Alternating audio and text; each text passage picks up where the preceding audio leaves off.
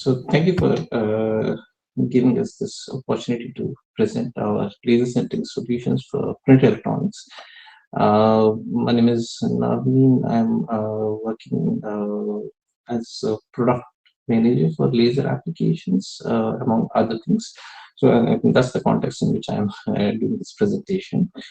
Okay, most of you are probably familiar with Hamamatsu Photonics. It's about a century-old company based in Japan. Uh, I think that these numbers are a bit old, a couple of years old. So right now we are probably about 7,000 people, uh, close to 1.5 billion euros annual turnover, and a lot of products. And some of them are lasers.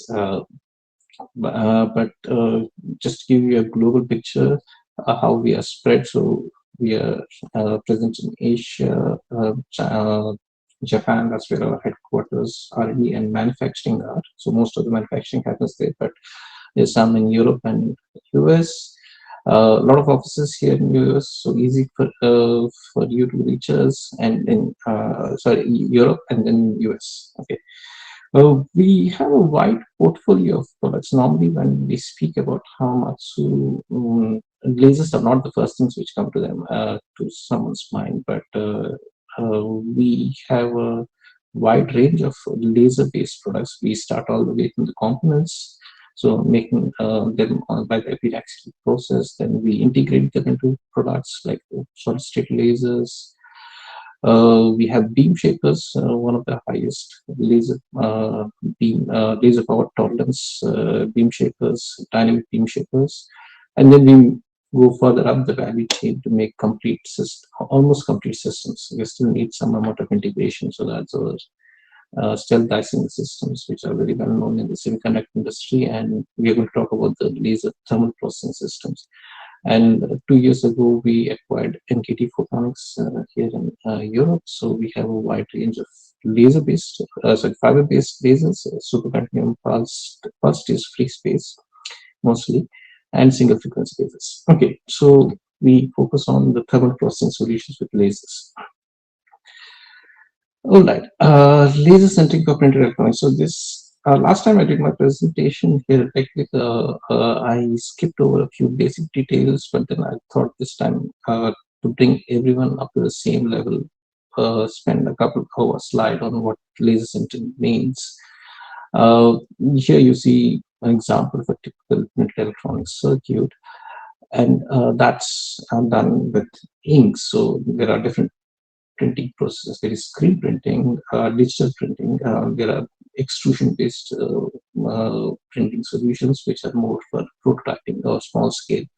But all of them use an ink, which is fluid. So it contains, some of them contain metal particles. So these are metal particle-based inks, which have to be made in a way that the metal particles are separate. If they settle down, then the ink is no longer good for printing. So they have some chemistry which stabilizes these metal particles. But then once you print them, there's the same chemistry which keeps them apart. So then the conductivity across these particles is not so good because there's some spacing. And in order to make the circuit conducting, you have to do a thermal treatment, and that's done right now mostly in ovens in a continuous way, where these printed substrates pass through the dryer and the oven. They spend a long time, sometimes up to half an hour, because the heating or the sintering is not that efficient. And eventually what comes out is a product where these metal particles are partially fused. The conductivity of the circuit goes up, and then you have a functioning printed electronic circuit. What we are trying to propose here is a laser-based solution. We have fiber-coupled lasers, which are easy to use, and we provide optics which can match your requirements, whether you want a single spot, a beam, or a large area. We can do that. And then we provide an example of that would be a line beam illumination, and I'll show you shortly how that's relevant for printed electronics manufacturing.